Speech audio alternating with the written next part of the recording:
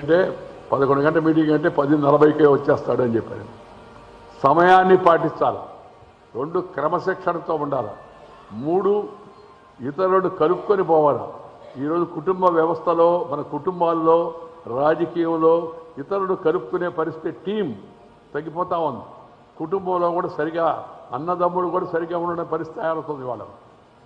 అలాగే వివాహాల్లో కూడా మనం చూస్తున్నాం. కొంతమంది చెప్తూ ఉంటారు మాట్లాడుతూ, ఈ మధ్య ఇవ్వడాకులు ఎక్కువైపోయి వాళ్ళిద్దరికీ కెమిస్ట్రీ కుదరలేదట అని. ఫిజిక్స్ చూసి పెళ్లి చేసుకున్నప్పుడు కెమిస్ట్రీ కుదరలేదని తర్వాత విడిపోతామని చెప్పిన కారణం చెప్పడమే నాకైతే అర్థం కావడం. ఇది మంచిది కాదు. ప్రపంచంలో భారతదేశానికి గౌరవం ఎందుకు తెలుసా? మన కుటుంబ వ్యవస్థ చూసి, మన వివాహ వ్యవస్థ చూసి అందరూ గర్విస్తూ ఉంటారు. ఆ పద్ధతులు, ఆ సాంప్రదాయంలో ఉండాలని చెప్పండి. దాన్ని మనం గర్వించుకొని దాన్ని మనం అందరం కూడా పాటించాల్సిన అవసరం ఎంతో ఉంది. రాజకీయ కార్యకర్తకి ఇందాక నేను చెప్పినట్టుగా 10 మందికి ఉపయోగపడే కార్యక్రమాలు చేసే స్వభావం ఉండాలా. ఆ విధంగా తన జీవితాన్ని మలుచుకోవాలా. ఇష్టపడిన పని కష్టపడి చేస్తే నష్టపడేది లేదు. ఇష్టపడిన పనిని కష్టపడి చేస్తే నష్టపడేది లేదు. ఈ విషయాన్ని మనం గుర్తుపెట్టుకోవాలా.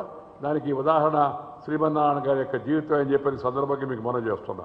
ఇంకొక మాట ఏంటంటే, మన పెద్దలు చెప్పారు, దర్శనే స్పర్శనే వాపి భాషణే భావనే తదా యత్ర ద్రవత్యత రజ్ఞం సా స్నేహ ఇతి కథ్యతే అని. ఎవరినైనా చూసినప్పుడు కానీ, తాకినప్పుడు, స్పృశించినప్పుడు కానీ, మాట్లాడినప్పుడు కానీ, పలకరించినప్పుడు కానీ, మన మనసులో భావించినప్పుడు కానీ ఆహ్లాదంతో, ఆనందంతో, ఆత్మీయతతో ఆర్ద్రత ద్రవిస్తుందో మనసులో. అలాంటి శ్రీమన్నారాయణ కనపడుతున్నాడు, శ్రీమన్నారాయణ గారు వస్తారనగానే మనసులో చెప్పరా అని ఆనందం వస్తుంది. శ్రీమన్నారాయణే కాదు, అలా మంచి స్నేహితులు చాలామంది ఉన్నారు. ఉన్నప్పుడు వాళ్ళ పేర్లు అనుకుంటే, వాళ్ళ విషయం ఎవరైనా చెప్తే మనసులో ఒక రకమైన ఆర్ద్రత, ఆహ్లాదం, సంతోషం కలుగుతుంది. ఆత్మీయతతో ద్రవిస్తుందో దాన్ని స్నేహం అంటారు. మళ్ళీ ఒక మాట చెప్తాను మీకు, మళ్ళీ గుర్తుగా ఉండాలి అందరికీ.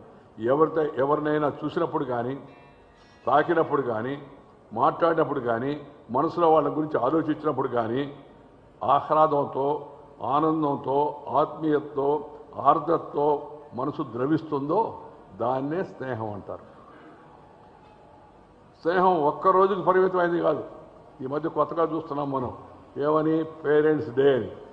పేరెంట్స్ డే అంటే మిగతాప్పుడు ఆ రోజేనా పేరెంట్సా, అమ్మ నాన్నలకా? కొంతమంది మ్యారేజ్ డే, అది మ్యారేజ్ అంటే సరే ఆ రోజు గుర్తుపెట్టుకోవడానికి అనుకోవచ్చు. వాళ్ళు కొంతమంది చెప్తారు